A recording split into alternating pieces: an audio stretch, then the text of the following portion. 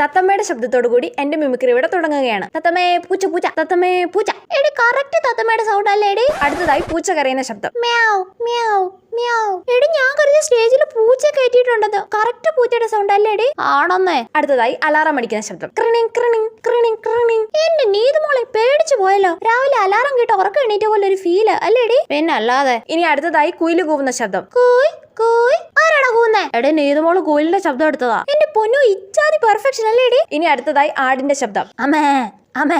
ശോ നീതുമോക്ക് ഇത്രയും കഴിവുണ്ടായിരുന്നോടി? ഞാനും എപ്പോഴാ അറിയുന്നേ. മിമിക്രിക്ക് ഇവളുടെ പേര് കൊടുക്കണ്ടായിരുന്നല്ലേടി? ഇനി അടുത്തതായി ഒച്ചിന്റെ ശബ്ദം. എന്താ എല്ലാരും നോക്കുന്നേ? ഒച്ചിന് ശബ്ദമില്ലല്ലോ. എന്റെ പൊന്നോ നീതുമോളൊരു ഫണ്ണി ഗേൾ തന്നെ. ഇനി അടുത്തതായി ട്രെയിനിന്റെ ശബ്ദം.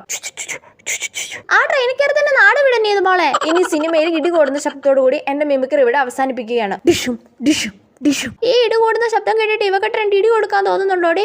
ഉണ്ടടി.